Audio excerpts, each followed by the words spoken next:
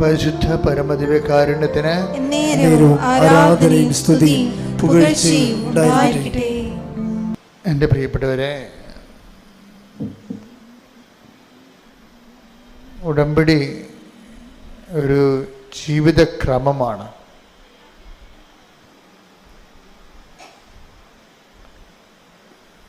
പലപ്പോഴും ഉടമ്പടിയുടെ ഓരോ ദിവസങ്ങളും ഈ സാക്ഷ്യത്തിൻ്റെ അൾത്താരയിൽ നിൽക്കുമ്പോൾ നമ്മളെ വല്ലാത്ത രീതിയിൽ സംഭ്രമിപ്പിക്കും. കാര്യം നാനാജാതി മതസ്ഥർ ഒരു ഷോർട്ട് ടൈമിൽ വെറും വളരെ ചുരുങ്ങിയ 4 മണിക്കൂറല്ലേ നിങ്ങൾ ഉടമ്പടി കാര്യങ്ങൾ ദൈവകാര്യം കേൾക്കാൻ വേണ്ടി ചെലവഴിക്കുന്നുള്ളൂ.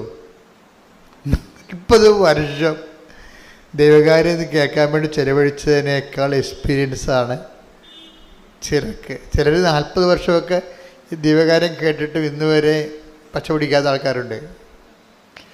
ഇത് 4 മണിക്കൂറാണിത് കേൾക്കണത്, ദൈവകാര്യം കേൾക്കണത്. പക്ഷെ അവരതിൻ്റെ റൈറ്റ് ഇൻവെസ്റ്റ്മെൻറ്റ് നടത്തും. നമ്മൾ എന്ത് കേൾക്കുന്നു എന്നുള്ളതല്ല പ്രശ്നം. കേൾക്കുന്ന സമയങ്ങളിൽ തന്നെ നമ്മൾക്ക് അതിൻ്റെ സംശയങ്ങൾ ഓട്ടോമാറ്റിക്കായിട്ട് നിവാരണം ചെയ്യപ്പെടണം.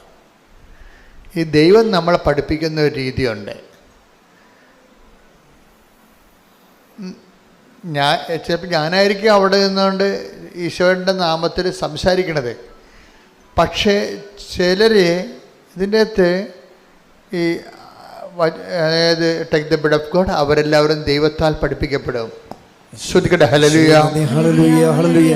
യോഹന്നാൻ 6:45 അവരെല്ലാവരും ദൈവത്താൽ പഠിപ്പിക്കപ്പെട്ടവരാകും എന്ന് പ്രവാചക ഗ്രന്ഥങ്ങളിൽ എഴുതപ്പെട്ടിരിക്കുന്നു. ഇപ്പം എല്ലാവരുമാണ്, അല്ലാതെ കുറച്ച് പേര് സെമിനാരി ചേർന്ന് വൈദിക വിദ്യാർത്ഥികളായിട്ട് കുറേ 10 കൊല്ലം പഠിക്കണ അങ്ങനെയുള്ള കക്ഷികൾ മാത്രമല്ല.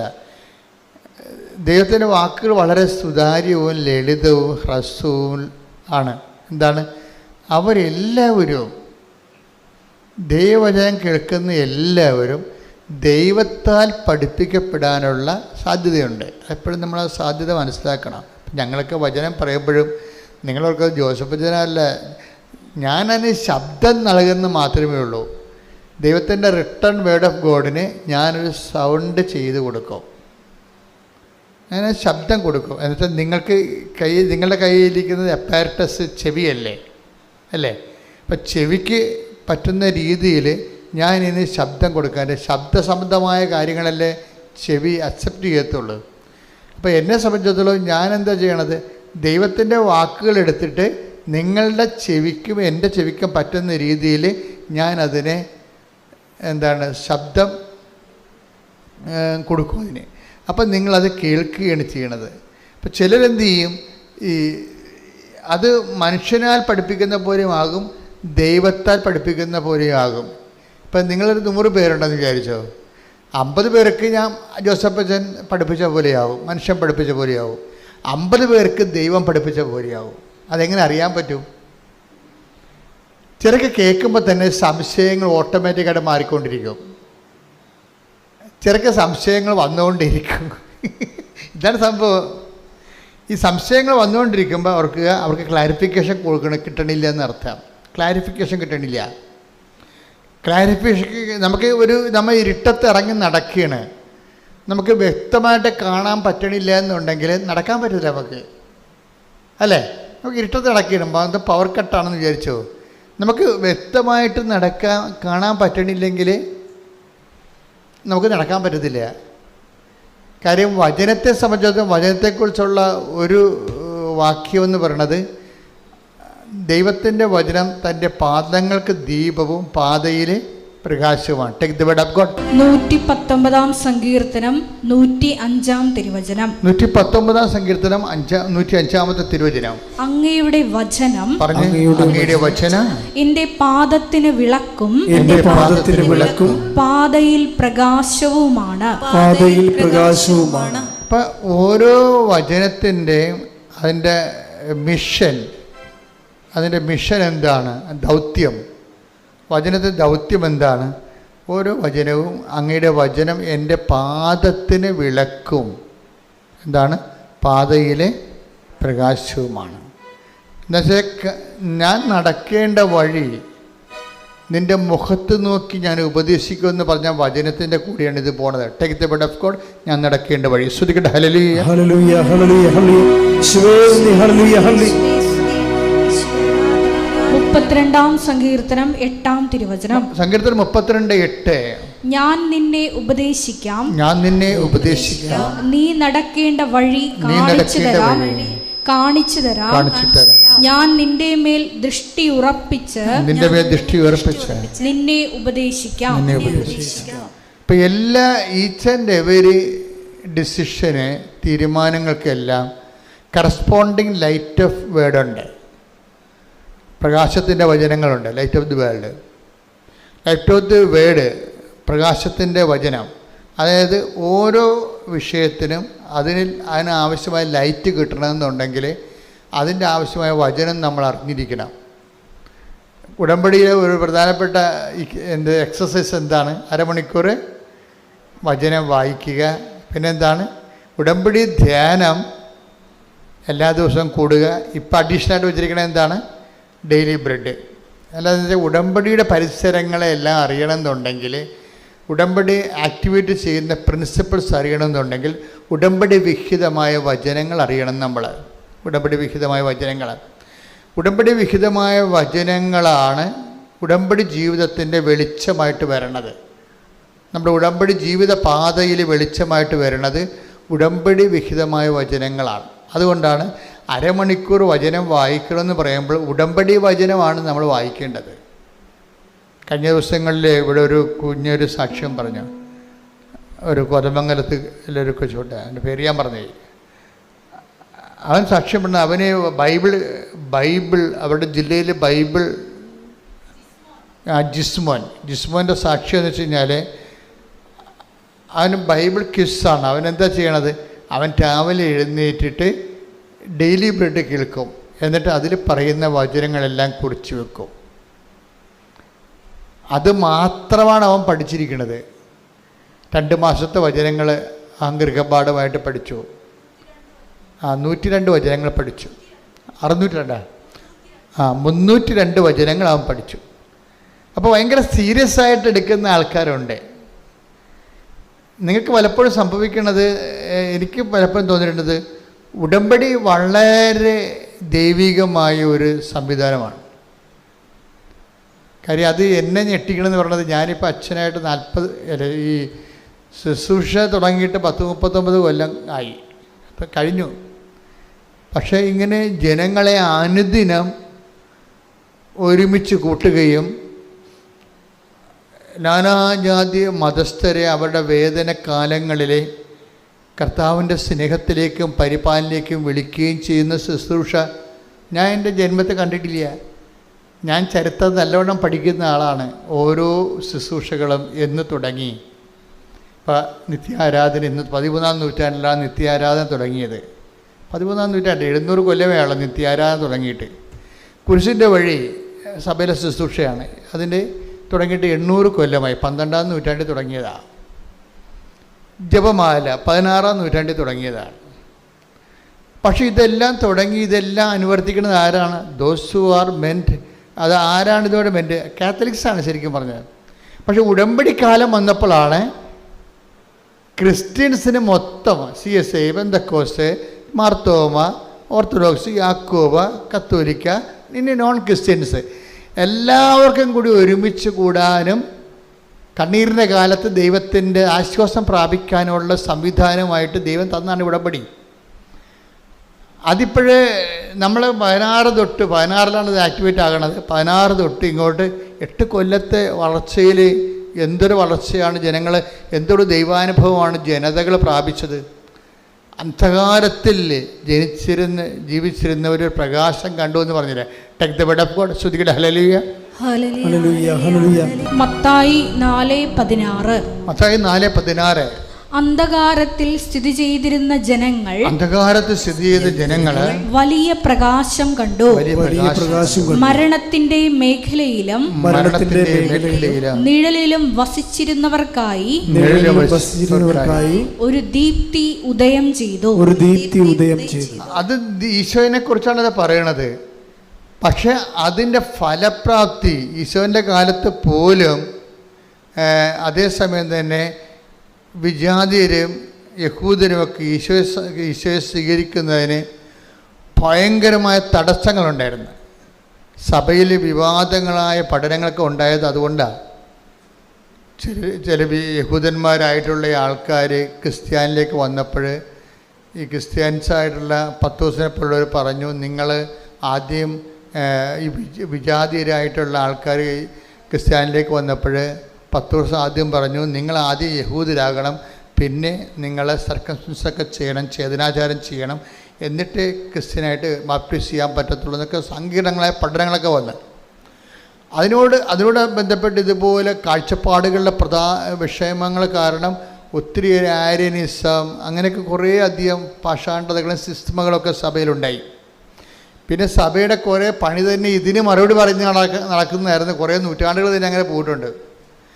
പക്ഷേ ഉടമ്പടിയെ സംബന്ധിച്ചിടത്തോളം അങ്ങനെ ഒരു വിവാദമില്ല. എന്താണ്? സിമ്പിളാണ്, എല്ലാവർക്കും സിമ്പിളാണ്.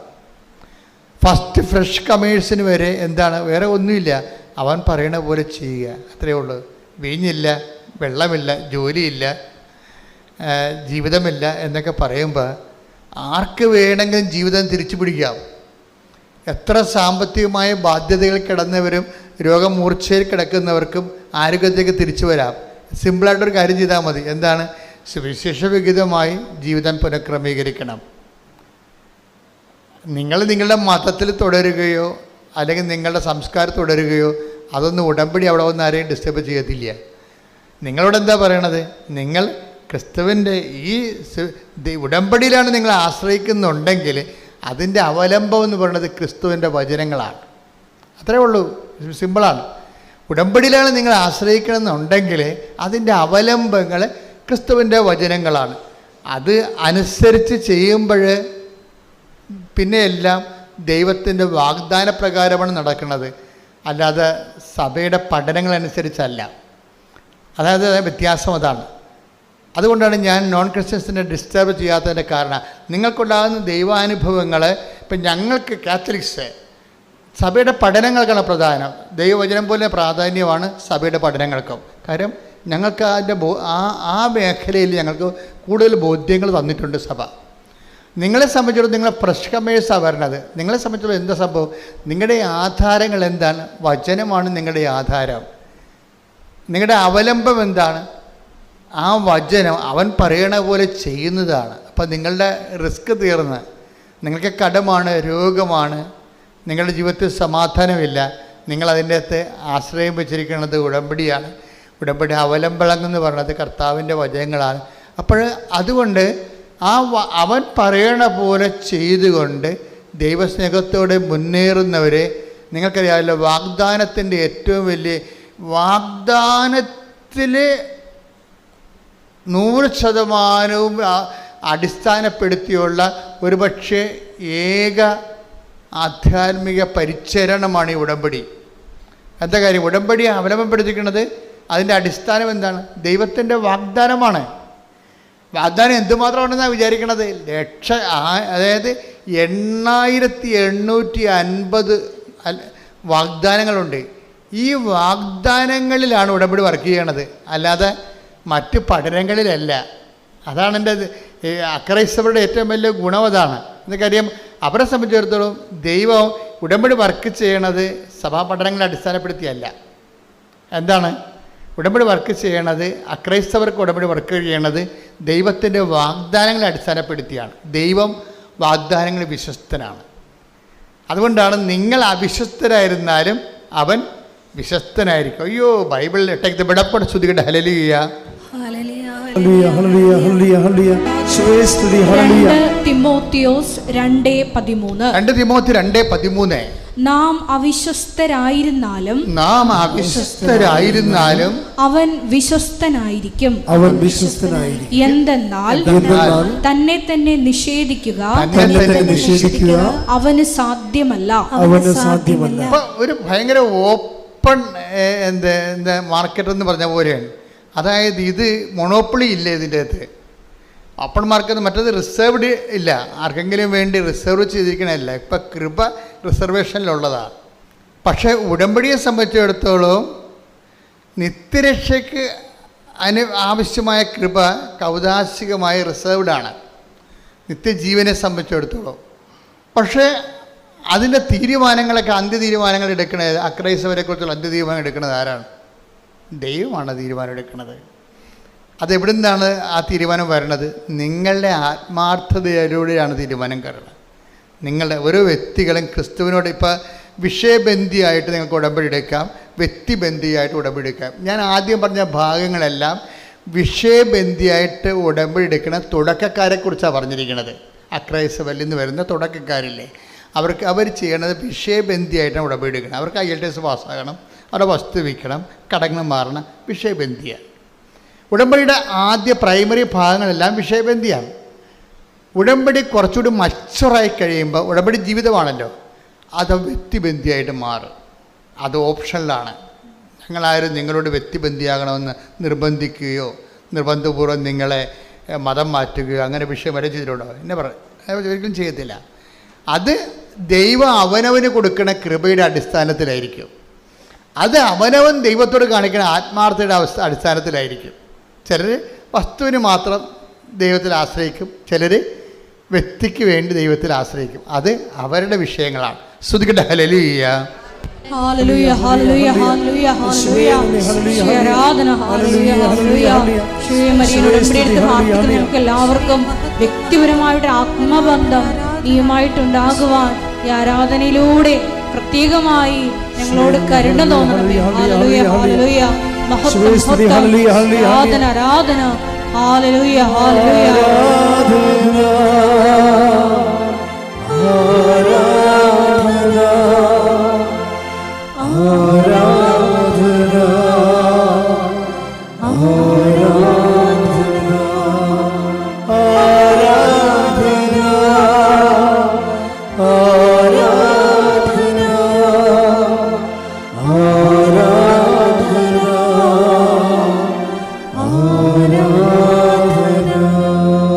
പക്ഷേ എൻ്റെ മക്കളോട് പറഞ്ഞിരിക്കണത് എന്താണ്? ഉടമ്പടി എന്ന് പറയണത് ബേസിക്കായിട്ട് അതിൻ്റെ ബേസ്മെൻ്റ് എന്ന് പറയണത് ആധാരം. ഇപ്പം നമ്മുടെ സ്ഥലത്തിനൊക്കെ ഇത് എൻ്റെ സ്ഥലമാണെന്ന് പറഞ്ഞാൽ ഉടനെ ചോദ്യം എന്താണ്? എന്ത് ആധാരമെന്ന് ചോദിക്കും. എന്താണ് അതിന്? സ്ഥലത്തിന് നമ്മൾ ആധാരം എന്നാണ് പറയണത്. ഇപ്പം നിങ്ങൾ ഇന്ത്യൻ പൗരനാണെന്ന് പറഞ്ഞാൽ എന്താണ് ആധാരം? അതിനാണ് ആധാർ കാർഡെന്ന് പറയണത്. ബേസ്മെൻ്റ് എന്താണ്? അതിൻ്റെ അടിസ്ഥാനം എന്താ? നിങ്ങൾ ഇന്ത്യക്കാരനാണ്, അടിസ്ഥാനം എന്താണ്? കാർഡ് കാണിക്കാം, നമുക്ക് ആധാർ കാർഡ് കാണിക്കാം. അതുപോലെ തന്നെ ഇതുപോലെ തന്നെ സ്ഥലം, നിങ്ങളുടെ സ്ഥലമാണിത് എന്ന് പറഞ്ഞു കഴിഞ്ഞാൽ ആധാരം. അപ്പോൾ നമുക്ക് ആധാരം ഉണ്ടതിന്. ഉടമ്പടിയുടെ ആധാരം എന്താ? ഉടമ്പടി ആധാരം എന്ത്? നിങ്ങൾ ഉടമ്പടി ചെയ്തിട്ടില്ലേ ദൈവമായിട്ട്? അപ്പോൾ അതിൻ്റെ ആധാരം എന്താ? ദൈവത്തിൻ്റെ വാഗ്ദാനമാണ്. ആ വാഗ്ദാനം നിങ്ങൾ പ്രാപിക്കണമെന്നുള്ളതിന് നിർബന്ധം എന്താ? ഞാൻ ആ വാഗ്ദാനത്തിന് പറ്റുന്ന രീതിയിൽ അതിൻ്റെ നിബന്ധനകളെ പാലിക്കുന്നുണ്ട്. അതാണ് സംഭവം. സിമ്പിളല്ലേ? ദൈവത്തിൻ്റെ വാഗ്ദാനങ്ങളുണ്ട്. ഓക്കെ, നിങ്ങളുടെ ഉടമ്പടി അവലംബം എന്താണ്? അത് ദൈവത്തിൻ്റെ വാഗ്ദാനമാണ്. ദൈവത്തിൻ്റെ വാഗ്ദാനം നിങ്ങൾക്ക് കിട്ടണമെന്ന് എന്താ നിർബന്ധം? അത് ഞാൻ നിബന്ധനകൾ പാലിക്കുന്നുണ്ട്. അതാണ് വിഷയം. അച്ചാൽ നിബന്ധനകൾ പാലിച്ചാൽ വാഗ്ദാനം പ്രാപിക്കാൻ പറ്റുമെന്നും ദൈവത്തിൻ്റെ വാഗ്ദാനമാണ്. ശ്രുതിക്കട്ടെ ഹല്ലേലൂയ. ഹല്ലേലൂയ ഹല്ലേലൂയ ഹല്ലേലൂയ. ഉടമ്പടി നിബന്ധനകൾ പാലിച്ചുകൊണ്ട് വാഗ്ദാനങ്ങൾ കരയറ്റുവാൻ ഈ ആരാധനയിലൂടെ പ്രത്യേകം കരുണയാകണമേ. ഹല്ലേലൂയ ഹല്ലേലൂയ. ശ്രീ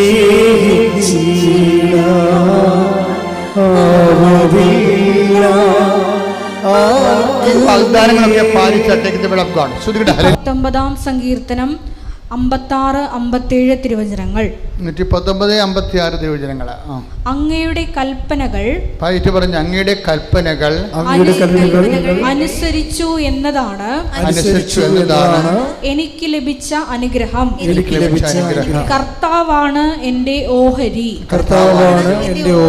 അവിടുത്തെ കൽപ്പനകൾ പാലിക്കുമെന്ന് ഞാൻ വാഗ്ദാനം ചെയ്യുന്നു. ഉടമ്പടിയിൽ വരുന്നത് ദൈവത്തിൻ്റെ വാഗ്ദാനം വരുന്നുണ്ട്. ദൈവത്തിൻ്റെ നിബന്ധനകൾ പാലിച്ചുകൊള്ളാമെന്ന് നമ്മുടെ വാഗ്ദാനമുണ്ട്. കർത്താവിൻ്റെ കാലം വരുമ്പോഴേയും ആ ഓൾഡ് ടെസ്റ്റമെൻറ്റിൻ്റെ ഡിമാൻഡ്സ് മാറ്റണില്ല. കർത്താവ് അതിനെ ഉറപ്പിക്കുകയാണ് ചെയ്യണത്. അതിനെന്താ 15:7 വായിച്ചേ? യോഹന്നാൻ 15:7. നിങ്ങൾ എന്നിൽ വസിക്കുകയും എന്റെ വാക്കുകൾ നിങ്ങളിൽ നിലനിൽക്കുകയും ചെയ്യുന്നെങ്കിൽ ഇഷ്ടമുള്ളത് ചോദിച്ചുകൊള്ളുക, നിങ്ങൾക്ക് ലഭിക്കും. അപ്പൊ അവൻ പറയണത് പോലെ ചെയ്യുന്നത് എന്താണ്? ആ ചെയ്യുന്നത് ഒരു പ്രത്യേക ഇൻസിഡൻറ്റിന് വേണ്ടി നമുക്ക് വേണ്ടി ലൊക്കലൈസ് ചെയ്യാൻ പറ്റും. ഒരു പ്രത്യേക കാര്യം സാധിക്കാൻ വേണ്ടി നമ്മൾ ദൈവത്തിൻ്റെ വചനങ്ങൾ പാലിച്ചു പോകുന്ന ഒരു മിനിമം പരിപാടിയുമായിട്ട് പോകാൻ പറ്റും. പക്ഷെ അതിൻ്റെ അടുത്ത സ്റ്റെപ്പുണ്ട്. എന്താണ് അടുത്ത സ്റ്റെപ്പ്? എന്താണ് ഈ 15:7 പറയണത്? നിങ്ങൾ എന്നിൽ വസിക്കുകയും പറഞ്ഞു നിങ്ങളിൽ എന്നിൽ വസിക്കുകയും എന്റെ വാക്കുകൾ നിങ്ങളിൽ നിലനിൽക്കുകയും ചെയ്യുന്നെങ്കിൽ ഇഷ്ടമുള്ളത് ചോദിച്ചുകൊള്ളുക, നിങ്ങൾക്ക് ലഭിക്കും. ഏറ്റവും ശ്രദ്ധേയമായ വാക്ക് എൻ്റെ വചനം നിങ്ങളിൽ നിലനിൽക്കുകയും ചെയ്യുന്നുവെങ്കിൽ എന്നുള്ളതാണ്. നമുക്കിഷ്ടമുള്ളത് എന്ത് ചോദിക്കാം? 6 കാര്യമല്ല 60 കാര്യം ചോദിക്കാം ദൈവത്തോട്. ഒറ്റ കണ്ടീഷൻ മാത്രമേ ഉള്ളൂ. എന്താ കാര്യം? വചനത്തിൽ നിങ്ങളെ നിലനിൽക്കണം. അപ്പോൾ ഈ ആഴ്ച നിലനിന്ന് അടുത്ത ആഴ്ച നിങ്ങളുടെ രീതിയിൽ പോയി കഴിഞ്ഞാൽ ഉടമ്പടി ബ്രേക്ക് ആവും. അതെപ്പോഴും നമ്മൾ ശ്രദ്ധിച്ച് മനസ്സിലാക്കണം. ഈ ആഴ്ച നമ്മൾ നിലനിൽക്കും, അടുത്ത ആഴ്ച അത് എപ്പോഴും ഉടമ്പടിയുടെ പഠനങ്ങളുടെ ഏറ്റവും പ്രധാന കണ്ടിന്യൂറ്റി, അത് പ്രധാനപ്പെട്ട വിഷയമാണ്. അതായത് ഉടമ്പടിയിൽ ഇപ്പം നിങ്ങൾ ഓർക്കും, ഞാൻ ഈ വെള്ളമൊക്കെ അടിക്കുന്ന ആളാണ്, ഇപ്പോൾ കൊച്ചിന് എൻ്റെ മകന് കാനഡയിൽ പോയി അവൻ്റെ PR കിട്ടാൻ വേണ്ടി ഞാനിനി കുറച്ച് നാളത്തേക്ക് വെള്ളം അടിക്കാൻ നിർത്താം എന്ന് പറഞ്ഞാൽ അങ്ങനെയുള്ള ഒരു അഡ്ജസ്റ്റ്മെൻറ്റിന് ഉടമ്പടി വഴങ്ങത്തില്ല. നിങ്ങൾ ദൈവത്തെ ഇങ്ങനെ ഇതുപോലെ ഇച്ഛ വരപ്പിക്കും ദൈവത്തിന് അറിയാവുന്ന കാരണം അതുകൂടി കവർ ചെയ്താൽ പറയണത് നിങ്ങൾക്ക് ഇഷ്ടമുള്ള ചോദിക്കാം. പക്ഷേ എന്താ പ്രശ്നം? വചനത്തിൽ നിങ്ങളെ കണ്ടിന്യൂറ്റി നിലനിൽക്കണം. പ്രാർത്ഥിക്കുക. കർത്താവായ ദൈവമേ, അങ്ങയുടെ വചനത്തിൽ നിലനിൽക്കാൻ ആവശ്യമായ ദൈവസ്നേഹത്താൽ എന്നെ നിറക്കണമേ.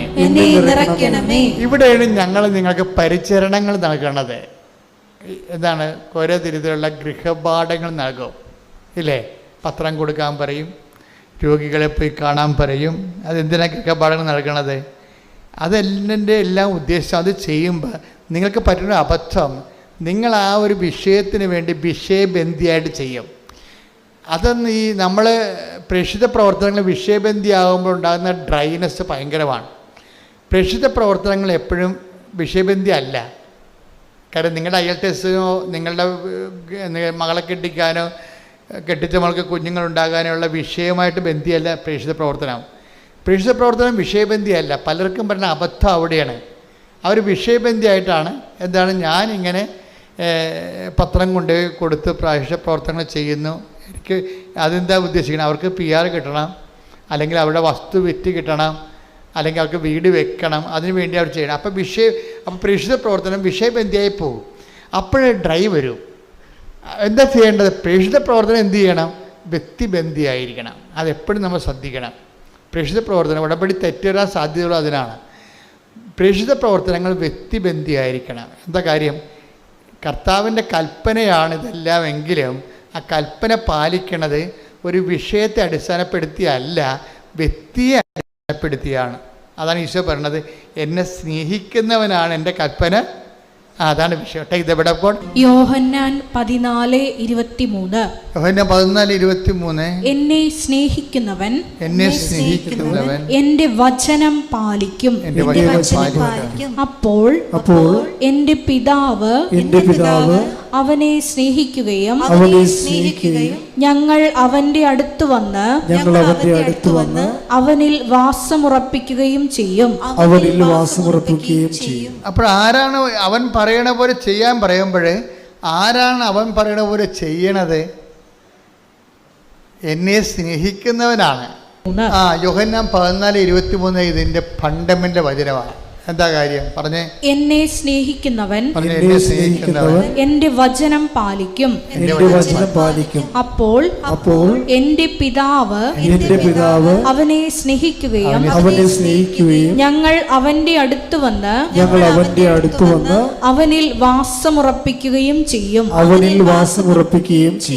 അപ്പോഴേ ഉടമ്പടി അവൻ പറയണ പോലെ ചെയ്യുന്നതാണെങ്കിലും ഈ അവൻ പറയുന്ന പോലെ ചെയ്യുന്ന ആ ചെയ്ത്തില്ലേ, ആ കർമ്മം അടിസ്ഥാനപ്പെടുത്തിയിരിക്കേണ്ടത് വിഷയബന്ധിയായിട്ടല്ല. ആ കർമ്മം നിങ്ങൾ ചെയ്യുന്നത് കൊണ്ട് നിങ്ങൾക്ക് ആ വിഷയം സാധിക്കണമെന്നുള്ളതിനെ നേരിട്ട് ബന്ധപ്പെടുന്നില്ല. അവൻ പറയുന്ന പോലെ ചെയ്യുന്നതിൻ്റെ ബേസ്മെൻറ്റ് എന്താണ്? എന്നെ സ്നേഹിക്കുന്നവനെന്നാണ് കിടക്കുന്നത്. അവൻ പറയുന്ന പോലെ ചെയ്യണത് ആരാണ്? ദൈവത്തെ സ്നേഹിക്കുന്നവനാണ്. അപ്പോൾ ആദ്യം വേണ്ടത് എന്താണ്? ദൈവസ്നേഹമാണ് വേണ്ടത്. അതാണ് വിഷയം. അതെപ്പോഴും ഓർത്തേക്കണം കേട്ടോ. പ്രേക്ഷിത പ്രവർത്തനം ചെയ്യുമ്പോൾ ആദ്യം ഓർക്കണം. പ്രേക്ഷിത പ്രവർത്തനം ചെയ്യുമ്പോൾ നിങ്ങൾ ഉടനെ വന്ന് കമ്പ്യൂട്ടർ ഓൺ ചെയ്ത് ഓഫ് ലെറ്റർ വന്നാന്നല്ല നോക്കേണ്ടത്.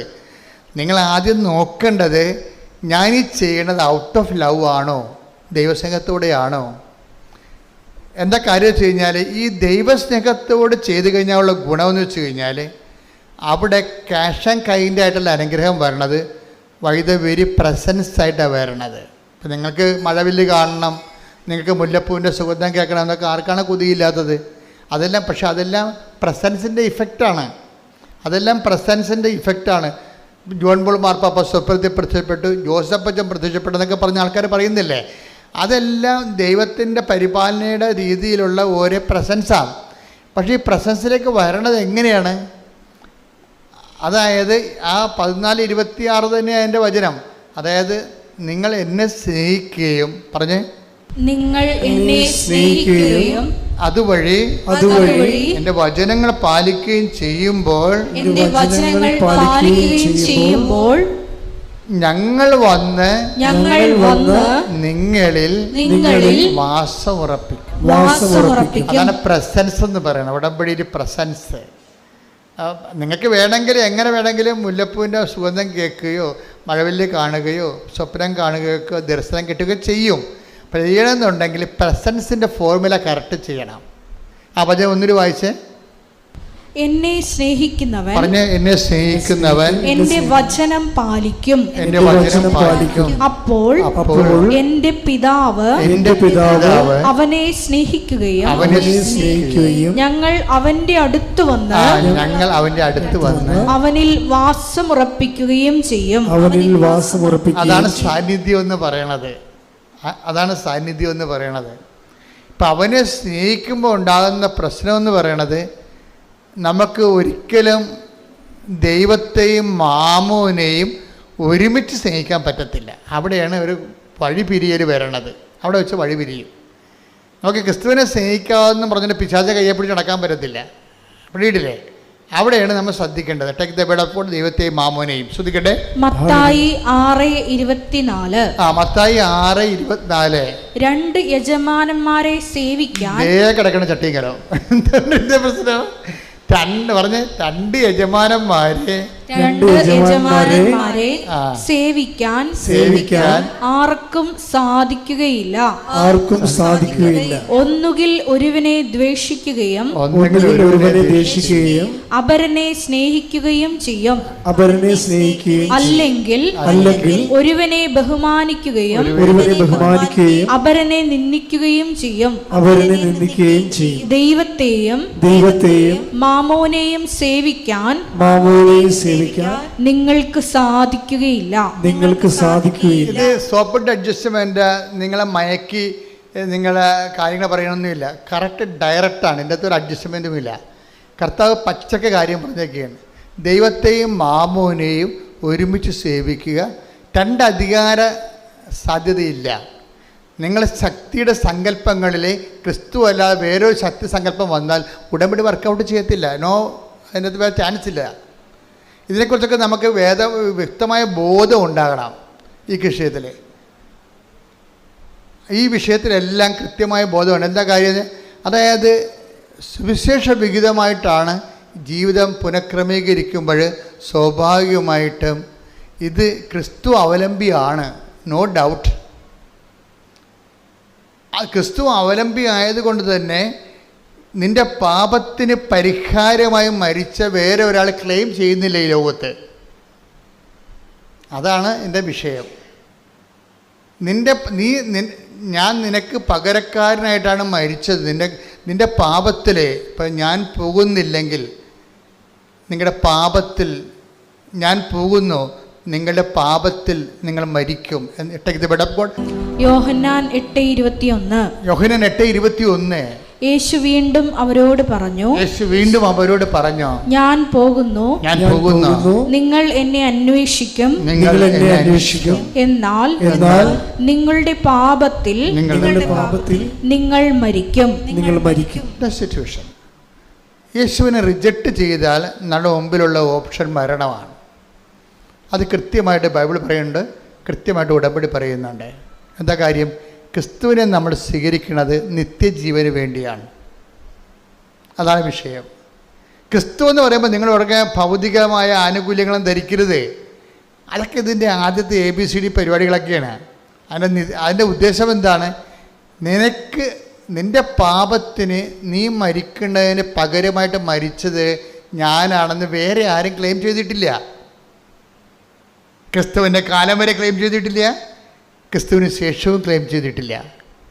അപ്പോൾ നിൻ്റെ പാപത്തിന് നീ നിത്യമായി മരിക്കേണ്ട സാധ്യതയ്ക്ക് അതിന് തടഞ്ഞു നിർത്തിക്കൊണ്ട് കൊളംബസ് അമേരിക്ക കണ്ടുപിടിക്കുമ്പോൾ ഒത്തിരി പേര് അമേരിക്ക കണ്ടുപിടിക്കാൻ അറ്റ്ലാന്റിക് സമുദ്രത്തിലൂടെ പോയിട്ടുണ്ട്. അപ്പോൾ സമുദ്രത്തിലേക്ക് വളർന്നു നിൽക്കുന്ന വലിയ മലയിൽ അവിടെ നോ മോർ ബിയോണ്ട് എന്ന് എഴുതി വെക്കും. കപ്പലുകാരെല്ലാം തിരിച്ചു പോകും. കാര്യം ഒരു മലയിൽ അപ്പുറത്തേക്ക് നമ്മൾ കടലിലൂടെ പോയി കഴിഞ്ഞാൽ അപകടങ്ങളാണ്. കടൽ പിശാചുക്കളെ കൊന്നുകളെയും പിടിച്ച്. അതുകൊണ്ടാണ് നോ മോർ ബിയോണ്ട്, ഇനി പോകരുതെന്ന് എഴുതും.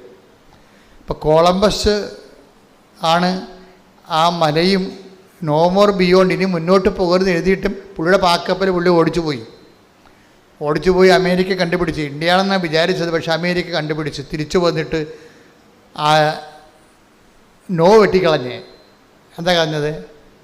എന്നിട്ട് അപ്പോൾ എന്താ? ബിയോണ്ട്, മോർ ബിയോണ്ട്, ഇനിയും പോകാമെന്ന്. ഇതാണ് ക്രിസ്തു ചെയ്തത്. ക്രിസ്തുവിൻ്റെ കാലം വരെ മനുഷ്യൻ മരണത്തോട് തീരുകയാണ്. ക്രിസ്തുവിൻ്റെ കാലം മരണത്തിൽ ജയിച്ച് ഉത്ഥാനം ചെയ്ത് കഴിഞ്ഞപ്പോൾ ആ നോ മോർ ബിയോണ്ടിനെ നോ പോയി, മോർ ബിയോണ്ടായി. ജീവൻ്റെ ഈ ഭൂമിയുടെ ജീവിതത്തിന് ശേഷവും ജീവിതമുണ്ട്. അതാണ് അവൻ ജീവനെ പുനരുദ്ധരിച്ചു എന്ന് പറയണത്. ആ ജീവനെ പുനരുദ്ധരിച്ചു. അപ്പം നമ്മൾ ക്രിസ്തുവിൽ വിശ്വസിക്കുക നമുക്ക് കിട്ടുന്ന ഏറ്റവും വലിയ വാഗ്ദാനം എന്താണ്? നിത്യജീവനാണ്. അതിൻ്റെയൊക്കെ ഒരു അടിസ്ഥാനമായ ആദ്യ രുചികളാണ് നമ്മൾ അനുഭവിക്കുന്ന ആദ്യ രുചികളില്ലേ. ഞാൻ ഈ ഉടമ്പടിയിലെ നിങ്ങളുടെ എല്ലാ ഭൗതിക സാക്ഷ്യങ്ങളെയും വിളിക്കാൻ ഇഷ്ടപ്പെടുന്നത് ഫസ്റ്റ് ടേസ്റ്റ് എന്ന് പറയും. ഫസ്റ്റ് ലവ് എന്നൊക്കെ പറഞ്ഞ പോലെ ഫസ്റ്റ് ടേസ്റ്റ്. എന്താണ് ഫസ്റ്റ് ടേസ്റ്റ് എന്ന് പറഞ്ഞാൽ? ആദ്യ രുചികൾ നിത്യതയുടെ മുന്നാസ്വാദനം വെച്ചുള്ള ആദ്യ രുചികളാണ് അനുഭവിക്കുന്നത്. അപ്പം ചിലർക്ക് നല്ല ആഴമായ ദൈവ സ്നേഹം കിട്ടും. അവർ പിന്നെയും മുന്നോട്ട് പോകും. ക്രിസ്തുവിൻ്റെ കൂടുതൽ അറിയുന്നതിന് വേണ്ടി മുന്നോട്ട് പോകും.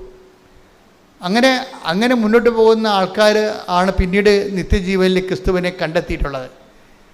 ഞാൻ തിരുവുദ്ധാനത്തോട് ബന്ധപ്പെട്ട് വരുന്ന ദിവസങ്ങളായതുകൊണ്ടാണ് ഈശോ ഇതിലൂടെ ഇങ്ങനെ സംസാരിക്കണമെന്ന് ഞാൻ കരുതുന്നു. നിങ്ങൾ സ്തുതിക്കട്ടെ. ഹല്ലേലൂയ, ഹല്ലേലൂയ, ഹല്ലേലൂയ, ഹല്ലേലൂയ, ഹല്ലേലൂയ. ജ്ഞാനത്തിന്റെ വലിയ വചന രഹസ്യങ്ങൾ ഞങ്ങൾക്ക് വെളിപ്പെടുത്തുന്നതിന് നന്ദി പറയുന്നു. ഹല്ലേലൂയ, ഹല്ലേലൂയ. മഹത്വം മഹത്വം ഹല്ലേലൂയ, ഹല്ലേലൂയ, ആരാധന ഹല്ലേലൂയ, ആരാധന ഹല്ലേലൂയ. ഹല്ലേലൂയ ഹല്ലേലൂയ ഹല്ലേലൂയ. എൻ്റെ മക്കൾ എപ്പോഴും ശ്രദ്ധിക്കേണ്ട കാര്യം, നിങ്ങൾ ഈ ഉടമ്പടിയിൽ വെക്കുമ്പോൾ നിങ്ങൾ ഈ ദൈവ സാന്നിധ്യത്തിന് വേണ്ടി വേണം. നിങ്ങൾക്കറിയാവില്ലേ എപ്പോഴും ചെയ്യേണ്ടത്. ഇപ്പോൾ എങ്ങനെയെങ്കിലും ഒന്ന് ജയിച്ചാൽ മതി എന്നും പറഞ്ഞാണ് ചില ആൾക്കാർ പരീക്ഷ എഴുതണത്. പക്ഷെ ചിലർ പരീക്ഷ എഴുതുന്നത് അങ്ങനെയല്ല. അവർക്കെന്താണ്, അവർക്ക് ആദ്യത്തെ 10 റാങ്കിൽ എവിടെയെങ്കിലും കയറി പറ്റണമെന്ന് എഴുതത്തുള്ളൂ. അതാണ് വ്യത്യാസം. ആ വ്യത്യാസമുണ്ട്. ചിലർ പറയണത് എങ്ങനെയെങ്കിലും ജയിച്ചാൽ മതിയെന്നാണ്. ആ സർട്ടിഫിക്കറ്റ് കിട്ടിയാൽ നമുക്ക് പൊടികോരി തിന്നാൻ പറ്റത്തില്ല. നിങ്ങൾ എന്തെങ്കിലും കാര്യങ്ങൾ ഭൂമിയിലുള്ള കാര്യം നടന്നാൽ മാത്രം മതിയെന്ന് പറഞ്ഞ് ഉടമ്പടി വെക്കാം നിങ്ങൾക്ക്. പക്ഷെ അതേസമയം തന്നെ ആദ്യത്തെ 10 റാങ്കിൽ ഒരാളായിട്ട് കയറി പറ്റണമെന്ന് പറഞ്ഞ് ഉടമ്പടി വെക്കാം. അത് സാന്നിധ്യത്തിൻ്റെതാണ്. ഡിസ്റ്റിങ്ഷൻ കഴിഞ്ഞ് മുകളിലോട്ട് വരണതെല്ലാം എൻ്റെ റാങ്ക് സാന്നിധ്യത്തിൻ്റെതാണ്. നിങ്ങളെന്തിനാണ് ഉടമ്പടി എടുക്കേണ്ടത്? കർത്താവിൻ്റെ സാന്നിധ്യം അനുഭവിക്കണമെന്ന് ഉടമ്പടി എടുക്കണം. പറഞ്ഞ മനസ്സിലായ? അല്ലാതെ വസ്തു വിൽക്കണമെന്ന് പറഞ്ഞാൽ അതൊക്കെ നടക്കണം, ഈസിയായിട്ട് നടക്കുന്ന കാര്യങ്ങളാണ്. അതിന് ഓവർ പ്രാധാന്യം കൊടുക്കരുത്. അതിൻ്റെ ഇരട്ടി കാര്യങ്ങൾ നടക്കും ഉടമ്പടിക്കാലത്ത്. നിങ്ങൾ പറയണത് എന്താണ്? നിങ്ങൾക്ക് സാന്നിധ്യം വേണമെന്ന് പറയണം. കാര്യം വാഗ്ദാനത്തിലുള്ളതാണ്, നമുക്ക് സ്കീമിലുള്ളതല്ലേ. ഇപ്പം ഞങ്ങൾക്ക് വീട് വേണമെന്നൊക്കെ പറഞ്ഞുകൊണ്ട് ചെന്നാൽ പഞ്ചായത്തുകാർ പറയും നിങ്ങൾ ആപ്ലിക്കേഷൻ വെക്കൂ. പക്ഷേ 300 ആപ്ലിക്കേഷൻ ഇവിടെ കിടപ്പുണ്ട്. ലൈഫ് മിഷൻ്റെ 300 ആപ്ലിക്കേഷൻസ് ഇവിടെ കിടക്കുന്നുണ്ട്. അപ്പം അതുകൊണ്ട് എന്നാലും നിങ്ങൾ വെക്കൂ. ഞങ്ങൾ വീടൊക്കെ വന്ന് പരിശോധിച്ചിട്ട് നിങ്ങൾ യോഗ്യരാണെങ്കിൽ അടുത്ത ഗഡുവിന് പരിഗണിക്കാം. എന്നാൽ അവർ പരിഗണിക്കാം എന്ന് പറയാൻ കാര്യം സ്കീമുള്ളത് കൊണ്ടാണ്. അപ്പോൾ നിങ്ങൾ പറയാം ലൈഫ് മിഷൻ്റെ വീട് പോയി, ഞങ്ങൾക്ക് വീടുണ്ട്, ഞങ്ങളുടെ വീടൊന്ന് പുതുക്കി പണിതാൽ മതി, ഓടിൻ്റെ വീടാണ് ഇട്ടിരിക്കുന്നത്, അതൊന്ന് വാർത്താൽ മതി എന്ന് പറയും. അപ്പോൾ അങ്ങനെ ഓടിട്ട വീട് ഓട് മാറ്റിയിട്ട് വാർക്കുന്ന സ്കീമില്ലെന്ന് പറയും. അപ്പോൾ പറയാം, അപ്പോൾ പഞ്ചായത്ത് സെക്രട്ടറി പറയും ചേച്ചി എപ്പോഴും കയറി ഇറങ്ങണ്ട, അത് മൊത്തം പൊളിച്ച് മാറ്റി, എന്നിട്ട് നിങ്ങൾ രണ്ടാമത് ഈ ആപ്ലിക്കേഷൻ വെക്കാൻ പറയും. അപ്പോൾ നിങ്ങൾക്ക് പുതിയ വീട് കിട്ടുമല്ല, എന്നാൽ പിന്നെ അങ്ങനെ ചെയ്യാം. അത് സ്കീമിൻ്റെ പ്രശ്നമാണ്. ഇപ്പം നിങ്ങൾക്ക് ഉടമ്പടിയിലുള്ളത് വാഗ്ദാനങ്ങളെല്ലാം സ്കീമുകളാണ്. പ്രസൻസ് എന്ന് പറഞ്ഞ സ്കീമാണ്, ഓൾറെഡി ഉള്ളതാണ്. ഉള്ള കാര്യം നമുക്ക് ചോദിക്കാം, ഇല്ലാത്ത കാര്യം ചോദിക്കാതിരുന്നാൽ മതി. ഉള്ള കാര്യം ചോദിക്കാം, അത് സ്കീമിലുള്ളതാണ്. എന്താണ്? നിങ്ങൾ എന്നെ സ്നേഹിക്കുകയും എൻ്റെ കൽപ്പന നിങ്ങൾ പാലിക്കുകയും ചെയ്താൽ ഞങ്ങൾ വന്ന് നിങ്ങളിൽ അപ്പോൾ സ്കീമിലുള്ളതാണത്. അപ്പോൾ നമുക്കെന്ത് ചോദിക്കാം? കർത്താവ് ഞാൻ ഉടമ്പടി വെച്ചിട്ടുണ്ട്, പല കാര്യങ്ങളൊക്കെ ഉണ്ട്, മാളെ കെട്ടിക്കണം, തന്നെയല്ല മറ്റേ ആ ഇംഗ്ലണ്ടിൽ പോയ കൊച്ചിൻ്റെ ജോലി രണ്ടാമത് വിസ പുതുക്കി കിട്ടണില്ല, അതൊക്കെ ശരിയാണ്. പക്ഷേ എൻ്റെ മനസ്സിലുള്ളത് എനിക്ക് നിന്നെ കാണണം, അതാണ് വിഷയം. അപ്പോസ്തലന്മാരൊക്കെ ആദ്യം വന്നപ്പോൾ ചോദിച്ച ചോദ്യം അതാണ് ഈശോയ്ക്ക് ഇഷ്ടപ്പെട്ടത്. എന്നുവെച്ചാൽ ഈശോയോട് ചോദിച്ചേ, റബ്ബി വേറെ ആർ യു ലിവിങ്? ഒയ്യോ ഭയങ്കര, അതായത് വേറെ are you living? Take the bed of God. Sudhikita hallelujah. Hallelujah, hallelujah, hallelujah, hallelujah, hallelujah. യേശുവേ നന്ദി, ഹല്ലേലൂയ, ഹല്ലേലൂയ. യേശുവേ ഹല്ലേലൂയ, ഹല്ലേലൂയ, ഹല്ലേലൂയ, ഹല്ലേലൂയ. യേശുവേ ആരാധന, ആരാധന, ആരാധന. യേശു തിരിഞ്ഞ് അവർ തന്റെ പിന്നാലെ വരുന്നത് കൊണ്ട് ചോദിച്ചു, നിങ്ങൾ എന്തന്വേഷിക്കുന്നു? അവർ ചോദിച്ചു, റബ്ബി, ഗുരു എന്നാണ് ഇതിനർത്ഥം. അങ്ങ് എവിടെയാണ് വസിക്കുന്നത്? അവൻ പറഞ്ഞു, വന്നു കാണുക. അവർ ചെന്ന് അവൻ വസിക്കുന്നിടം കാണുകയും അന്ന് അവനോട് കൂടെ താമസിക്കുകയും ചെയ്തു. അപ്പോൾ ഏകദേശം 10 മണിക്കൂറായിരുന്നു. അപ്പോൾ ഇതിനകത്ത് വരുന്നൊരു വിഷയം, കർത്താവിനോട് ചോദിക്കുന്ന ചോദ്യം എന്താ? നിങ്ങൾ എന്താണ് അന്വേഷിക്കണം എന്നാണ് ചോദിക്കണത്. പക്ഷെ അവർ ഉത്തരം പറയണത് ആരെ അന്വേഷിക്കുന്നു എന്നതിനാണ്. അവിടെ ഭയങ്കര ട്വിസ്റ്റാണ് ശരിക്കും പറഞ്ഞാൽ. എന്താണ് അന്വേഷിക്കണം എന്നാണ് ചോദിക്കണത് കർത്താവ്. അപ്പോൾ പറയും, ഞാൻ എൻ്റെ പരീക്ഷ ജയിക്കാൻ വേണ്ടിയാണ് അന്വേഷിക്കുന്നത്. എന്നുവെച്ചാൽ നിൻ്റെ കയ്യിൽ നിന്നുള്ള ആനുകൂല്യങ്ങളാണ് അന്വേഷിക്കുന്നത്. അപ്പോൾ കർത്താവും ചോദിക്കണത്, നിങ്ങൾ വല്ല എൻ്റെ പുറകെ വരുന്നുണ്ടല്ലോ, നിങ്ങൾ ആനുകൂല്യങ്ങളാണോ അന്വേഷിക്കുന്നത് എന്ന് ചോദിക്കുമ്പോൾ അവർ പറയും, ആനുകൂല്യങ്ങളല്ല, we want to know that where you are living. നീ എവിടെ താമസിക്കുന്നു എന്നറിയണം, വചനത്തിൻ്റെ കൂടെ എവിടെയാണെന്ന് അറിയണം. അയ്യോ, എന്നാ ചോദ്യമാണ് ചെയ്യണത്? ശരിക്കും പറഞ്ഞാൽ എന്നാ ഉത്തരവാണ്? നീ എവിടെയാണ് താമസിക്കുന്നത്? അപ്പോൾ കർത്താവ് ചോദിക്കണം, നിങ്ങൾ എന്താണ് അന്വേഷിക്കണതെന്നാണ്. പരീക്ഷയ്ക്ക് വിജയമാണോ, വസ്തു വിൽക്കാനാണോ, വിഷയങ്ങളാണോ അന്വേഷിക്കണത് എന്ന് പറയുമ്പോൾ ആണെന്നല്ല അവർ പറയണത്. അവർ പറയുന്നത് എന്താണ്? വിഷയങ്ങളല്ല ഞങ്ങളുടെ പ്രശ്നം, വ്യക്തിയാണ്. നീ ആണ് ഞങ്ങളുടെ പ്രശ്നം. നീ എവിടെ താമസിക്കുന്നു? അതിൻ്റെ അർത്ഥം എന്താണ്? നിൻ്റെ കൂടെ താമസിക്കാൻ ഞങ്ങൾക്ക് ആഗ്രഹമുണ്ട്. അതാണ് വിഷയം. ഉടമ്പടിയുടെ ഒരു ഉദ്ദേശം അത് തന്നെയാണ്. എവിടെ താമസിക്കുന്നു വെച്ചാൽ കർത്താവിൻ്റെ കൂടെ താമസിക്കാവുന്നൊരു കാലമാണ് ഈ ഉടമ്പടി കാലം എന്ന് പറയണത്. ഇത് അവസാനം വരെ ഈ ചോദ്യ ഉത്തരങ്ങൾ ഇങ്ങനെ കണ്ടിന്യൂ ചെയ്യുന്നുണ്ട്. പട്ടാളക്കാർ വരുമ്പോൾ കർത്താവ് ചോദിക്കും, അവിടെ ചോദിക്കണത് നിങ്ങൾ എന്ത് അന്വേഷിക്കണം എന്നല്ല ചോദിക്കണത്, നിങ്ങൾ ആരെ അന്വേഷിക്കുന്നു എന്നാണ് ചോദിക്കേണ്ടത്. കാര്യം എന്താണ്? അവർ ചോദിക്കേണ്ട ആൾ വ്യക്തിയാണ്, വ്യക്തിയുടെ ആനുകൂല്യങ്ങളല്ല. അവർ ചോദിക്കേണ്ട ആളാരാണ്? വ്യക്തിയാണ്. അപ്പോൾ എന്തന്വേഷിക്കുന്നു ആ ചോദിക്കുന്ന ബൈബിള് അവസാനിക്കുന്നത് ആരെ അന്വേഷിക്കണമെന്ന് പറഞ്ഞാൽ ശ്രുതികട ഹല്ലേലൂയ ഹല്ലേലൂയ ഹല്ലേലൂയ ഹല്ലേലൂയ യേശുവേ നന്ദി ഹല്ലേലൂയ ഹല്ലേലൂയ ഹല്ലേലൂയ. യോഹന്നാൻ 18:4 തനിക്ക് സംഭവിക്കാനിരിക്കുന്നതെല്ലാം അറിഞ്ഞിരുന്ന യേശു മുമ്പോട്ട് വന്ന് അവരോട് ചോദിച്ചു, നിങ്ങൾ ആരെയാണ് അന്വേഷിക്കുന്നത്? അപ്പോൾ അവർ പറയും, ജീസസ് ഓഫ് നാസറത്ത്, നസറായൻ. That is me. നിങ്ങൾ അന്വേഷിക്കുന്ന ആള് ഇനി വേറെ ആരും നിങ്ങൾ അന്വേഷിച്ച് പോകേണ്ട, ആള് ഞാൻ തന്നെയാണെന്ന് പറയും. ദാറ്റ്സ് മീ എന്ന് പറയുമ്പോൾ ആ വചനത്തിൻ്റെ പവറിൽ യേശുവിനെ പിടിച്ചു കെട്ടാമെന്ന് ഒരു മലന്നടിച്ച് വീണാണ് നമുക്ക് കാണുന്നത്. അതാണ് പവർ ഓഫ് ഗോഡ് എന്ന് പറയണത്. ഞാൻ പറഞ്ഞു വരുന്നതിൻ്റെ കാരണം, അഥവാ ദൈവം എന്നിലൂടെ ഇപ്പോൾ ഈ നിമിഷം പറയാൻ ഉദ്ദേശിക്കുന്നത്, ഈ സുവിശേഷത്തിൻ്റെ യാത്രയിൽ ആദ്യം മനുഷ്യൻ ആരംഭിക്കുന്നത് എന്ത് അന്വേഷിക്കുന്നു എന്നും പറഞ്ഞാൽ കർത്താവ് ചോദിക്കുന്നത്, നിങ്ങൾ എന്ത് അന്വേഷിക്കുന്നു? പിന്നീട് ഈശോ അത് അവസാനിപ്പിക്കുന്നത്, നിങ്ങൾ കൈതല്ല അന്വേഷിക്കേണ്ടത്, നിങ്ങൾ വിഷയമല്ല അന്വേഷിക്കേണ്ടത്, എന്നെ തന്നെയാണ്, പിതാവ് അയച്ച എന്നെ തന്നെയാണ് അന്വേഷിക്കേണ്ടത്. അതാണ് ആരെ അന്വേഷിക്കുന്നു. ഉടമ്പടി എപ്പോഴും നമ്മൾ ശ്രദ്ധിക്കേണ്ടത്, സ്വാഭാവികം നമുക്കൊരു പ്രലോഭനം ഉണ്ടാകാം. എന്തന്വേഷിക്കാൻ? ജോലി അന്വേഷിക്കാൻ, വീട് അന്വേഷിക്കാൻ, പ്രമോഷൻ അന്വേഷിക്കാൻ, പെൻഷൻ അന്വേഷിക്കാൻ, PR അന്വേഷിക്കാൻ നമുക്ക് ത്വര ഉണ്ടാകാം. ഈ ത്വരയെ അതിലംഘിച്ചുകൊണ്ട് വേണം നിങ്ങൾ ഉടമ്പടിയിലൂടെ ക്രിസ്തുവിനെ അന്വേഷിക്കാൻ. കൈയടിച്ച് ശ്രദ്ധിക്കട്ടെ. ഹല്ലേലൂയ.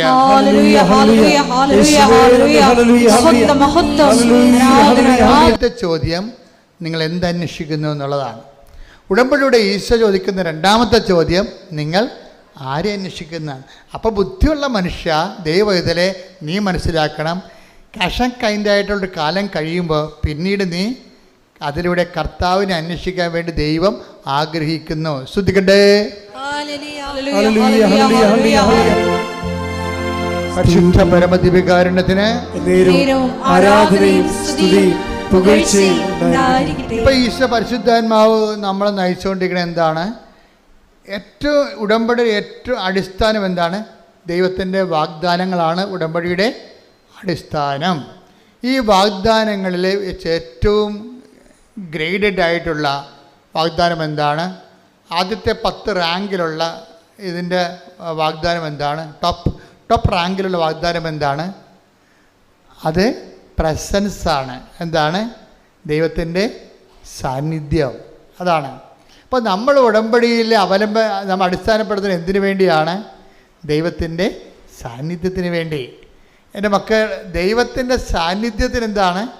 നിങ്ങൾ എന്നെ, അതാണ് 14:23 വായിച്ചത് അല്ലേ?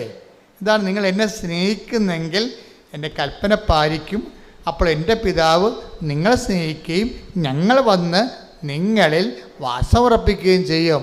അപ്പോൾ ഈ സാന്നിധ്യത്തിൻ്റെ സാധ്യത, സ്നേഹത്തോടെ അവൻ പറയണ പോലെ ചെയ്താൽ സാന്നിധ്യം ഉറപ്പാണ്. എന്ന് പറഞ്ഞ്, ദൈവസ്നേഹത്തോടെ അവൻ പറയണ പോലെ ചെയ്താൽ സാന്നിധ്യം ഉറപ്പാകുമെന്ന് ഞങ്ങൾ തിരിച്ചറിഞ്ഞുകൊണ്ട് ഞങ്ങളുടെ ഭൗതിക ആനുകൂല്യങ്ങളെക്കാൾ അങ്ങയുടെ ആത്യന്തിക വാഗ്ദാനമായ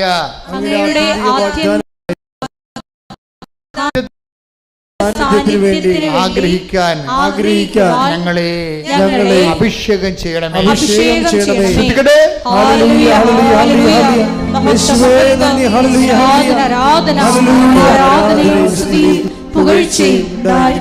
ഏറ്റവും ടോപ്പായിട്ട് ഉടമ്പടി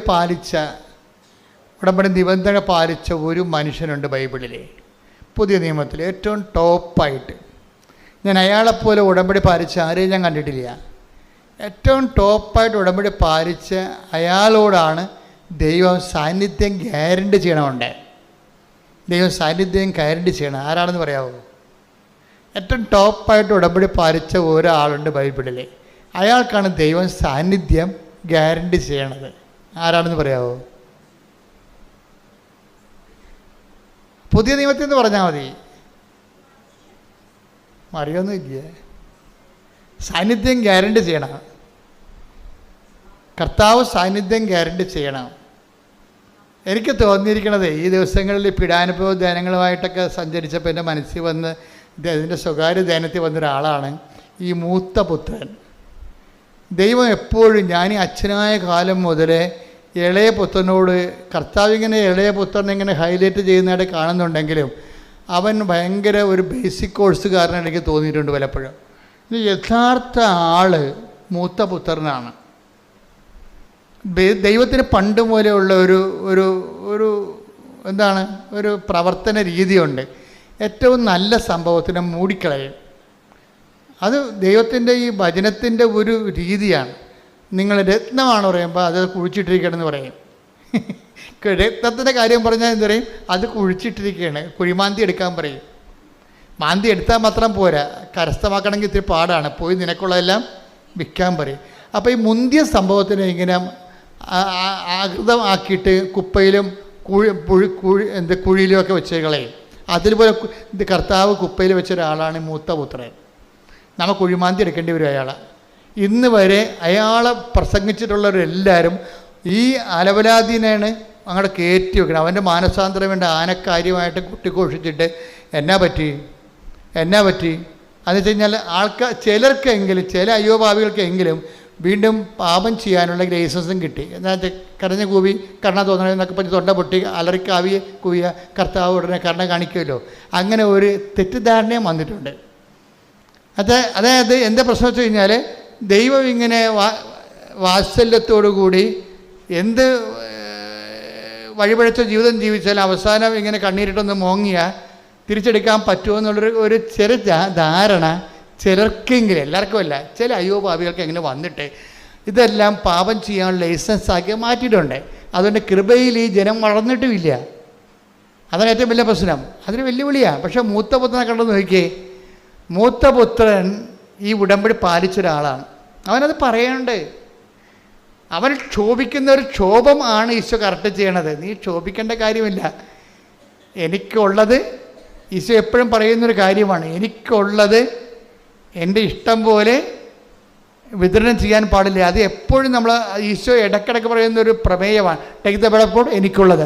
ശ്രുതികളുടെ ഹല്ലേലൂയ ഹല്ലേലൂയ ഹല്ലേലൂയ ഹല്ലേലൂയ ഹല്ലേലൂയ യേശുവേ നന്ദി. ഹല്ലേലൂയ ഹല്ലേലൂയ ഹല്ലേലൂയ ഹല്ലേലൂയ ഹല്ലേലൂയ ഹല്ലേലൂയ യേശുവേ ആരാധന ആരാധന ആരാധന ആരാധന യേശുവേ നന്ദി. മഹത്വം മഹത്വം മഹത്വം മഹത്വം.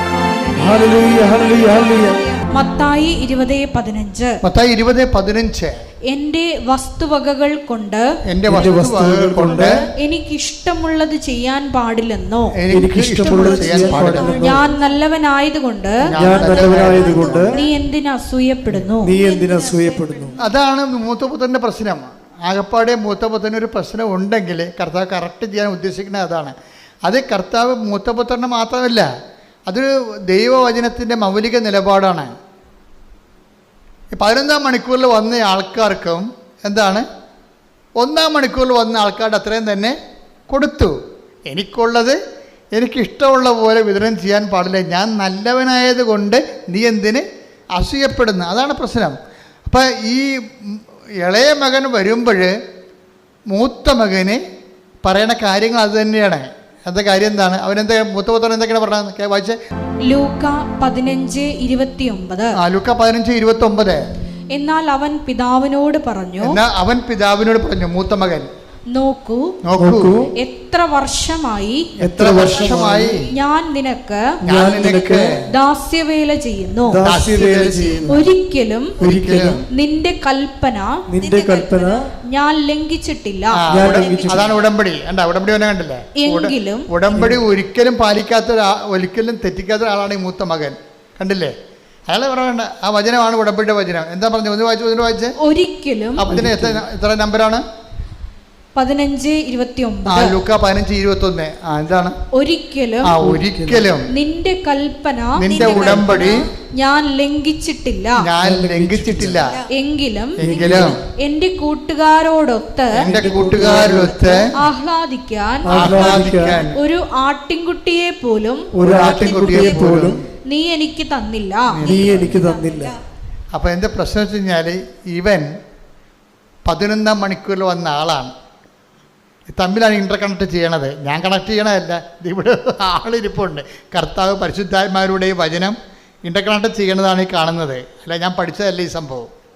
ഇതെന്താ? 11ാം മണിക്കൂറിലാണ് ഇവൻ വന്നിരിക്കുന്നത്. ആരാണ്? ഈ ധൂർത്തപുത്രൻ. അവന് 1ാം മണിക്കൂറിൽ വന്ന ആൾക്കാരുടെ അവന് വള കൊടുത്തു, അവന് എന്ത് കൊടുത്തു? പാദരക്ഷ കൊടുത്തു. പിന്നെ എന്ത് കൊടുത്തു? അവന് നല്ല വസ്ത്രങ്ങൾ കൊടുത്തു. 1ാം മണിക്കൂറിൽ വന്ന ആളിനെ കൊടുത്തത് തന്നെ അവനെയും കൊടുത്തു. അപ്പോഴാണ് അവൻ പിറുപിറുത്തത്. ഈ പിറുപിറുപ്പ് ഇങ്ങനെ തുടരുകയാണ് ബൈബിളിൽ. അവൻ വീട്ടുടമസ്ഥനെതിരായി പിറുപിറുത്തു. Take the word of God. ശ്രുതികട ഹല്ലേലൂയ, ഹല്ലേലൂയ, ഹല്ലേലൂയ, ഹല്ലേലൂയ.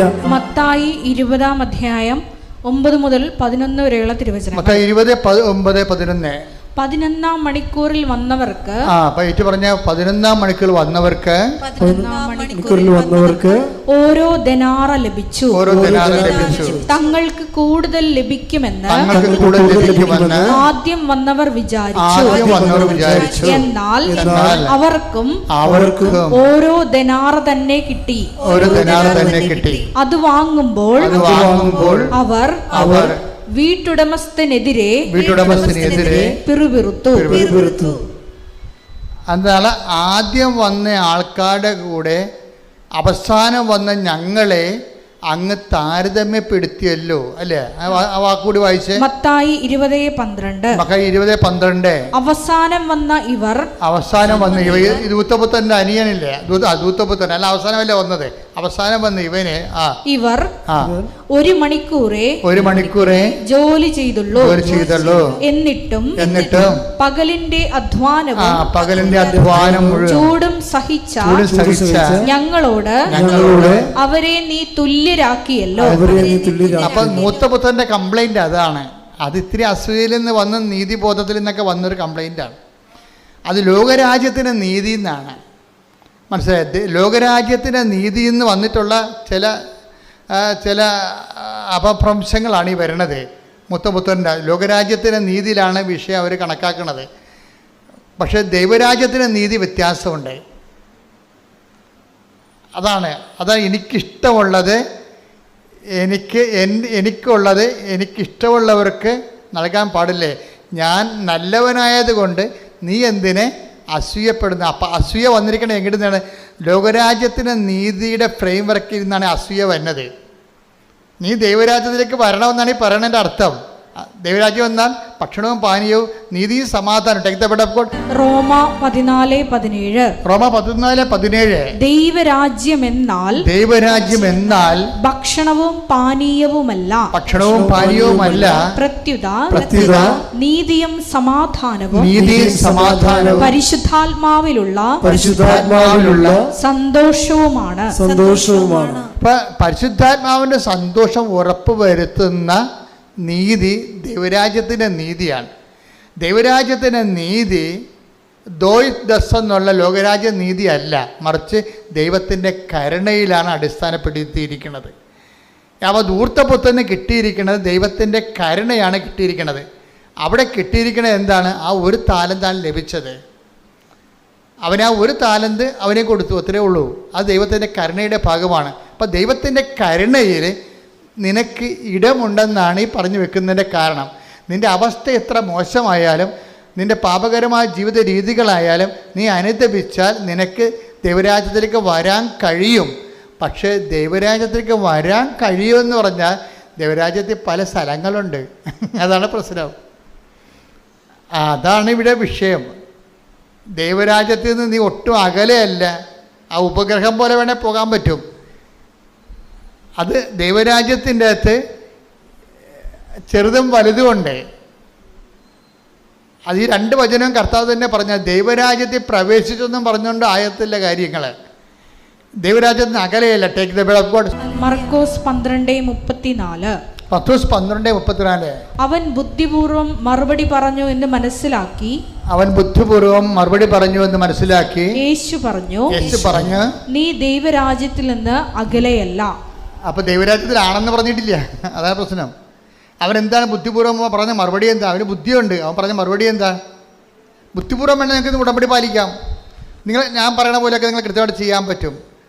പക്ഷേ ദൈവരാജ്യത്തെ പ്രവേശിക്കാൻ നിർബന്ധമില്ല. ആ ബുദ്ധിപൂർവ്വം നമുക്ക് ഇൻ്റലക്ച്വലായിട്ട് റീസണബിളായിട്ട് വിഷയമൊക്കെ എടുക്കാൻ പറ്റും. റീസണല്ല, ബുദ്ധി തലച്ചോറല്ല ഉപയോഗിക്കേണ്ടത്, ഹൃദയമാണ് ഉപയോഗിക്കേണ്ടത്.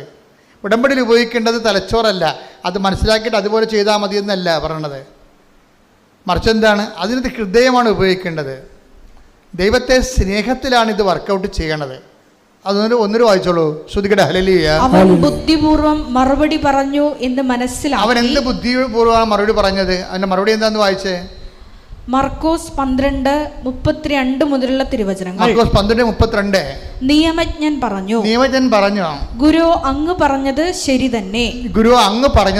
തന്നെ. അവിടുന്ന് ഏകനാണെന്നും അവിടുന്നല്ലാതെ മറ്റൊരു ദൈവമില്ലെന്നും അവിടുത്തെ പൂർണ്ണ ഹൃദയത്തോടും പൂർണ്ണ മനസ്സോടും പൂർണ്ണ ശക്തിയോടും കൂടെ സ്നേഹിക്കുന്നതും തന്നെ പോലെ തന്നെ അയൽക്കാരനെ സ്നേഹിക്കുന്നതും എല്ലാ ദഹന ബലികളെയും യാഗങ്ങളെയും കാൾ മഹനീയമാണെന്നും അങ്ങ് പറഞ്ഞത് സത്യമാണ്. അവൻ ബുദ്ധിപൂർവം മറുപടി പറഞ്ഞു എന്ന് മനസ്സിലാക്കി. യേശു പറഞ്ഞു, നീ ദൈവരാജ്യത്തിൽ നിന്ന് അകലെയല്ല. അപ്പൊ ഈ സംഭവം അക്കാഡമിക് ആയിട്ട് പഠിച്ച് ബുദ്ധിപൂർവ്വം മറുപടി പറയാൻ പറ്റും, സർട്ടിഫിക്കറ്റ് കിട്ടും. ദൈവരാജ്യ പ്രവേശിക്കണം നിർബന്ധമില്ല.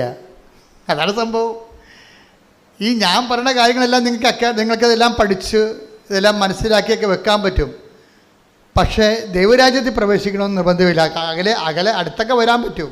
അത്ര കലല്ലേ ഉള്ളു. ഇത് ബുദ്ധിപൂർവമായിട്ട് മനസ്സിലാക്കേണ്ട വിഷയമല്ല ബൈബിൾ എന്നുള്ള സൂചനയാണ് വരണത്. ബുദ്ധിപൂർവമായിട്ട് അക്കാഡമിക്കലായിട്ട് മനസ്സിലാക്കേണ്ട കാര്യങ്ങളല്ല ഇത്. അക്കാഡമിക്കായിട്ട് മനസ്സിലാക്കിയിട്ട് നമുക്ക് കയ്യും കെട്ടി ഇരുന്നാൽ ദൈവരാജ്യത്തിനകത്ത് കയറാൻ പറ്റത്തില്ല. പക്ഷേ എന്താണ് പിന്നെ എങ്ങനെ അകത്ത് കയറണത്? ഈ കൽപ്പന എത്രയും ചെറുതായാലും ശരി. മത്തായി 5:19. ഈ പ്രമാണങ്ങളിൽ ഏറ്റവും നിസ്സാരമായ ഒന്ന് ലംഘിക്കുകയോ ലംഘിക്കാൻ മറ്റുള്ളവരെ പഠിപ്പിക്കുകയോ ചെയ്യുന്നവൻ സ്വർഗരാജ്യത്തിൽ ചെറിയവനെന്ന് വിളിക്കപ്പെടും. എന്നാ പറഞ്ഞത്. കൽപ്പനകളെ കുറിച്ച് ബുദ്ധിപരമായി മനസ്സിലാക്കുന്നവൻ ദൈവരാജ്യത്തിന് പുറത്താണ്. പക്ഷെ അത് പ്രവർത്തിക്കുന്നവൻ എന്ത് പറ്റും? അവിടെയും വലിപ്പച്ചെറുപ്പമുണ്ട്. അടുത്ത വചനം വായിച്ചേ.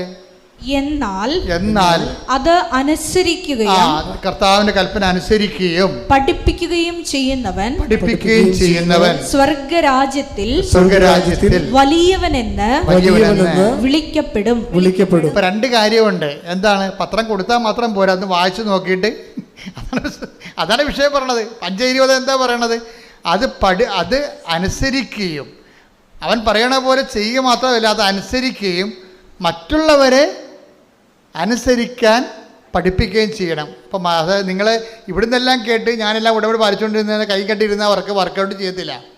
ദൈവരാജ്യത്ത് ഗ്രഡേഷൻസ് ഉണ്ട്. വലിയവനുണ്ട്. ആ വലിയവനാകണമെന്നുണ്ടെങ്കിൽ എന്ത് ചെയ്യണം? കർത്താവിൻ്റെ കൽപ്പനകൾ പാലിക്കുകയും പാലിക്കാൻ മറ്റുള്ളവരെ പരിശീലിപ്പിക്കുകയും. പ്രേക്ഷിത പ്രവർത്തനം അങ്ങനെ വന്നതാ. ഉടമ്പടിയിൽ എന്തുകൊണ്ടാണ് നിങ്ങൾ വലിയ വലിയ സാക്ഷ്യങ്ങൾ പറയുന്നതിൻ്റെ കാരണം അതിന് 2 ഹെഡും ആൾക്കാർ കൈകാര്യം ചെയ്യുന്നുണ്ട്.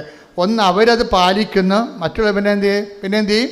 മറ്റുള്ളവരെ പാലിക്കാൻ വേണ്ടി മറ്റുള്ളവരെ അത് പരിശീലിപ്പിക്കുകയും ചെയ്യുന്നുണ്ട്. പ്രാർത്ഥിക്കുക, കർത്താവായ ദൈവമേ, ദൈവരാജ്യത്തിന്റെ വലിയവനാകാൻ അങ്ങയുടെ കൽപ്പനകൾ അവൻ പറയണത് പോലെ ചെയ്യുകയും അങ്ങനെ ചെയ്യുവാൻ മറ്റുള്ളവരെ പരിശീലിപ്പിക്കുകയും ചെയ്യുന്ന സുവിശേഷ ശുശ്രൂഷകനാകാൻ എന്നെ അഭിഷേകം ചെയ്യണമേ. അത് ഈ ധൂർത്തപുത്രനെ ഒന്ന് ക്ലീൻ ചെയ്യണമെന്നുണ്ടെങ്കിൽ ഇവൻ ദൈവരാജ്യത്തിലെ വലിയവനാകും. ധൂർത്തപുത്രൻ മൂത്തമകൻ്റെ പ്രശ്നം അതാണ്. ഈ ലോകരാജ്യത്തിൻ്റെ ഒരു മുഴക്കോല് വെച്ചിട്ടുണ്ടാണ് ഈ ഇളയവൻ തിരിച്ചു വന്നപ്പോൾ അപ്പൻ അവന് വേണ്ടി കൊടുത്ത കാളക്കുട്ടിയെ കൊന്നപ്പോൾ ഇവന് സങ്കടം വന്നത്. അത് ലോകരാജ്യം, അവൻ പഠിച്ചു വെച്ച ലോകരാജ്യത്തിൻ്റെ രീതിയാണ്. പക്ഷെ അപ്പൻ പുറത്തേക്ക് വന്നിട്ട് അവനോട് സാഷ്ടാംഗം പറയുന്നുണ്ട്. അപ്പൻ പുറത്തേക്ക് വരുന്നുണ്ടേ. മൂത്തമകൻ മോശക്കാരനായിരുന്നെങ്കിൽ അപ്പൻ പുറത്ത് വരത്തില്ല. അവൻ പുറത്ത് വന്നിട്ട് അവനെ സാന്ത്വനപ്പെടുത്താൻ നോക്കിയെന്നാണ് പറയണത്. അച്ഛൻ്റെ കാര്യം എന്താണ്? അവൻ ഭയങ്കര വിലപ്പെട്ടവനാണ്. അവൻ കെറിച്ച് പോകാനാ വേദനിക്കാനാ അപ്പൻ ഇഷ്ടപ്പെടുന്നില്ല. മൂത്തമകന് കാര്യം അവൻ സ്വകരാജ്യത്തിലെ വലിയവനാകണമെങ്കിൽ ഇവനെപ്പോലല്ല. അവൻ ഈ തിരിച്ചു വന്നവൻ കാറിക്കൂവി കർണ തോന്നണെന്നൊക്കെ പറഞ്ഞ് തൊണ്ട പൊട്ടിച്ച് വന്നിട്ടുള്ള ഈ കക്ഷിയില്ലേ, അയാൾ സ്വർഗരാജ്യത്ത് ചെറിയ ആളാണ്, മറ്റവൻ വലിയവനാണ്. എന്താ കാര്യം? അവൻ പറയുന്നുണ്ട്, ഇത്ര കാലം നിൻ്റെ ഒരു കൽപ്പന പോലും ഞാൻ ലംഘിച്ചിട്ടില്ല, ഒരു കുഞ്ഞാടിനെ പോലും.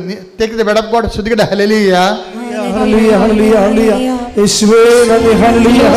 15:28 മുതലുള്ള തിരുവചനങ്ങൾ. ലൂക്കാ 15:28.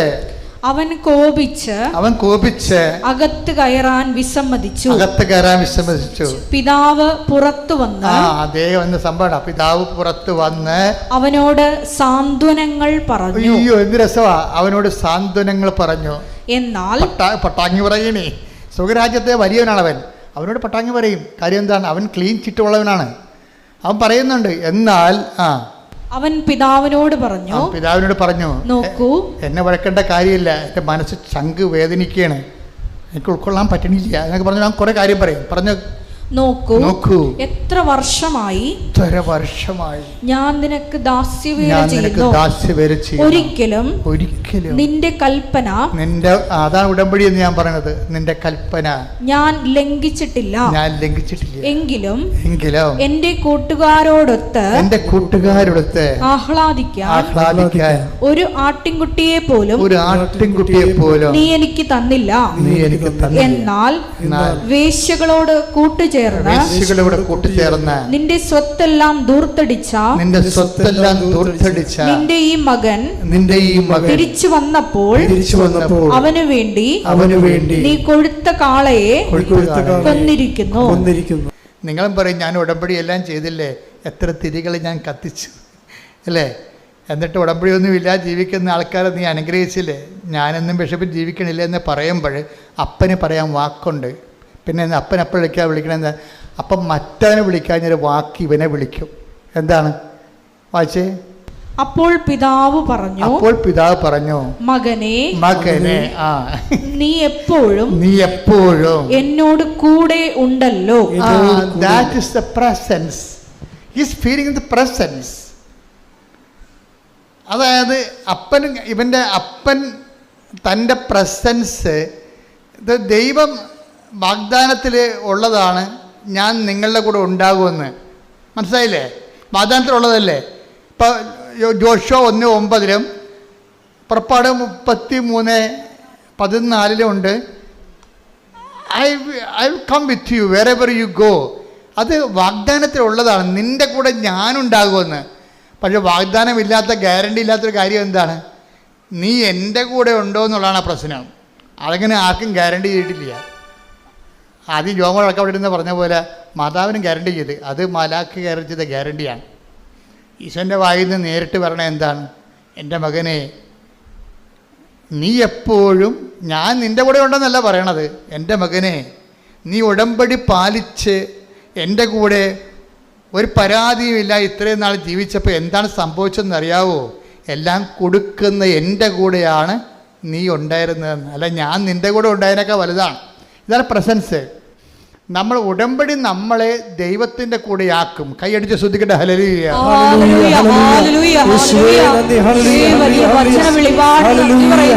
കൽപ്പനകൾ പാലിച്ച് അവിടത്തോടൊത്ത് വസിക്കുവാൻ ഈ ആരാധനയിലൂടെ ഞങ്ങളെ തിരഞ്ഞെടുത്ത് അഭിഷേകം ചെയ്യണമേ. മഹത്വം മഹത്വം. ആരാധന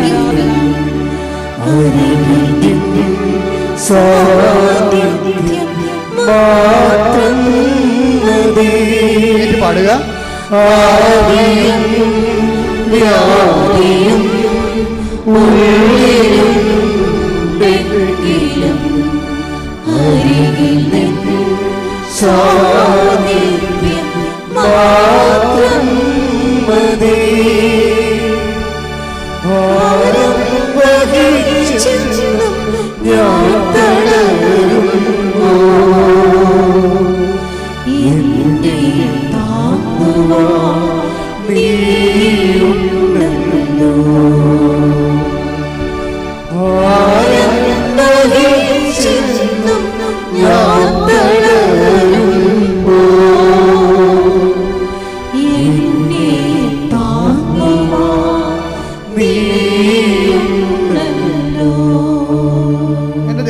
ഇപ്പോൾ പരിശുദ്ധാത്മാവ് അച്ഛനിലൂടെ എന്താ പറയണത്?